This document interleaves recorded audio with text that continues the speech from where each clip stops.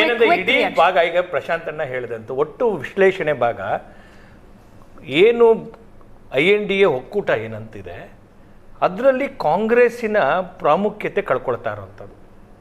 ನೀವು ಇಡೀ ಒಂದು ಚುನಾವಣೆ, ಲೋಕಸಭಾ ಚುನಾವಣೆ ಆದಮೇಲೆ ಅದು ಜಮ್ಮು ಕಾಶ್ಮೀರ ಚುನಾವಣೆ, ಬೇರೆ ಬೇರೆ ರಾಜ್ಯ ಚುನಾವಣೆ ನೋಡಿ, ಇವತ್ತು ಕಾಂಗ್ರೆಸ್ಸು ಮೇನ್ ಸ್ಟ್ರೀಮ್ ರಾಜಕಾರಣಕ್ಕಿಂತ ಜೂನಿಯರ್ ಪಾರ್ಟ್ನರ್ ರೋಲನ್ನು ಮಾಡ್ತಿರೋದು.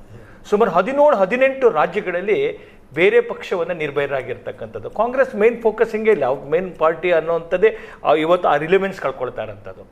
ಈ 100 ಸೀಟ್ ಬಂದ ನಂತರ ಇವ್ರು ನಡ್ಕೊಂಡಂಥ ಆ ಒಂದು ದ್ರಾಷ್ಟತೆ ಇರುತ್ತಲ್ಲ, ಅದು ಅವರೆಲ್ಲ ಅಲಯನ್ಸ್ ಅವರನ್ನ ಬಹಳ ದೂರ ಮಾಡ್ತಾ ಇರ್ತಕ್ಕಂಥ ಕೆಲಸ ಮಾಡಿದೆ. ಮತ್ತೆ ಆಗಲ್ಲ ದ್ರಾಷ್ಟತೆ ಅಲ್ಲ. ಈಗ ಸಡನ್ ಆಗಿ ಮಹೇಶ್ ಅವರಿಗೆ INDA ಅಲಯನ್ಸ್ ಪಕ್ಷಗಳ ಬಗ್ಗೆ ಪ್ರೀತಿ ಬಂದಿದೆ. ಅದು ಬಿಜೆಪಿ ನೋಡಿ, ಅದು ಬಿಜೆಪಿ ಇರ್ಲಿ, ಅದು ಕಾಂಗ್ರೆಸ್ ಇರ್ಲಿ, ಅದು ಆಮ್ ಆದ್ಮಿ ಪಾರ್ಟಿ ಇರ್ಲಿ, ಅದು ಯಾರೇ ಇರ್ಲಿ, ರಾಜಕಾರಣ ಮತ್ತು ಸಾರ್ವಜನಿಕ ಜೀವನದಲ್ಲಿ ಯಾವಾಗ ಅಹಂಕಾರ ಬರುತ್ತೋ ಜನ ಪಾಠ ಕಲಿಸ್ತಾರೆ. ನಾನು ಹೇಳಕ್ ಕೊಟ್ಟದ್ದು ಒಂದೇ ಮಾತು ಇಲ್ಲಿ ಪ್ರಶಾಂತ್ ಸರ್, ಇಲ್ಲಿ ನಾನು ಹೇಳಕ್ ಹೊರಟದ್ದು ಒಂದೇ, ದ್ರಾಷ್ಟತೆ ಅಂತಕ್ಕಂಥದ್ದು ಏನಂತಂದ್ರೆ ಯಾಕೆ ಎಲ್ಲೂ ಇವರು ಅಲಯನ್ಸ್ ಇದು ಮಾಡ್ಲಿಲ್ಲ. ತಾವೇ ಈಗ ಹೇಳಿದ್ರಿ ಉಮರ್ ಅಬ್ದುಲ್ಲಾ ಹಿಂಗೆ ಅನ್ಬಿಟ್ಟು ಲೋಕಸಭಾ ಚುನಾವಣೆ ಅಂತ, ಲೋಕಸಭಾ ಚುನಾವಣೆ ಅಂತ ವಿಧಾನಸಭಾ ಚುನಾವಣೆ ಪೊಲಿಟಿಕಲ್ ಪಾರ್ಟಿ ಮಾತಾಡ್ತೀನಿ, ಇಷ್ಟು ದೊಡ್ಡದಾದ ಒಂದು ರಾಜಕೀಯ ಪಾರ್ಟಿ ಒಂದು ಮೆಚುರಿಟಿಯಾಗಿ ವರ್ತನೆ ಮಾಡಿಲ್ಲ.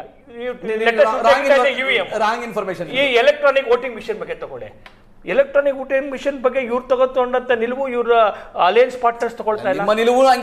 ಇವ್ರ ಪಾರ್ಟ್ನರ್ಸ್, ಇವ್ರ ಅಲಯನ್ಸ್ ಪಾರ್ಟ್ನರ್ಸ್ ಹೇಳಿದ್ರು ಕೆಲಸವನ್ನ ಮಾಡಿದ್ರು.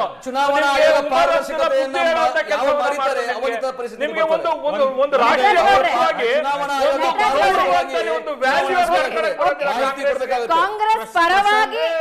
ಕಾಂಗ್ರೆಸ್ ಪರವಾಗಿ ತೀರ್ಪು ಬಂದ್ರೆ ಚುನಾವಣಾ ಆಯೋಗ ಸರಿಯಾದ ರೀತಿಯಲ್ಲಿ ಕೆಲಸ ಮಾಡುತ್ತೆ. ಕಾಂಗ್ರೆಸ್ ವಿರುದ್ಧವಾಗಿ ರಿಸಲ್ಟ್ ಬಂದ್ರೆ ಚುನಾವಣಾ ಆಯೋಗ ಸರಿಯಾಗಿ ಕೆಲಸ ಮಾಡುತ್ತೆ.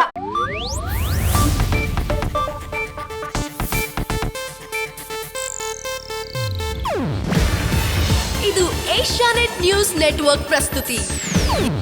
ನೀವು ನೋಡ್ತಿದ್ದೀರಾ ಏಷ್ಯಾನೆಟ್ ಸುವರ್ಣ ನ್ಯೂಸ್.